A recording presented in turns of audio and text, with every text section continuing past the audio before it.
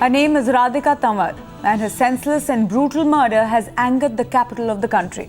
Hundreds of students today protested on the streets, demanding not just justice for Radhika, but a safer Delhi for themselves. The anger more, the fears greater, considering 24 hours later, the killer is still at large.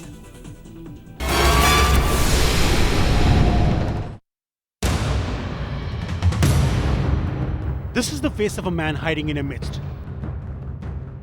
The cold-blooded killer who shot 22-year-old Radhika Tanwar point blank. A man who was seen by at least 3 witnesses, but who lacked the courage to come forth and give crucial evidence. In a very orthodox sense, we don't have an eyewitness who would say that, he has seen somebody firing. We have been able to reach out to 3 people who have got some vague recollection. But it's the apathy of a collective psyche of a city that has become numb to the rising casualties of women being killed or raped that these students were protesting against. Each student is asking this question. Why is this so? Asking the question to Delhi police, asking the question to Delhi government. We want to make aware each and every citizen of this of Delhi and whole India that we are not safe. We are not safe in the capital city. Young students fighting for Radhika and for themselves. As a listless Delhi administration parrots lines now standard to every crime against women. मैंने बहुत स्पष्ट शब्द में कहा है कि ये great concern है हम सब लोगों के लिए। तो वी हैव इसके लिए अभियान सामाजिक भी करना पड़ेगा और पुलिस को भी ज़्यादा सेंसिटिव होना पड़ेगा। Sheila Dikshit saying almost the same thing as she has said on several occasions earlier.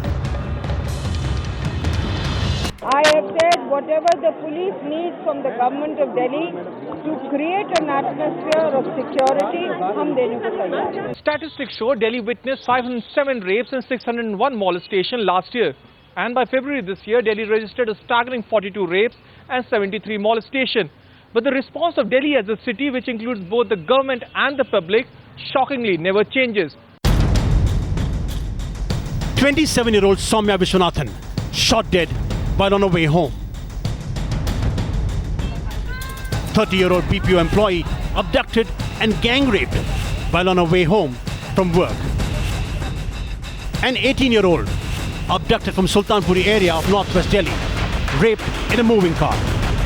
The perception of unsafe because we've lost trust in the criminal justice system. Delhi police making the right announcements, saying the right things. There has been so much of a trust deficit over the years.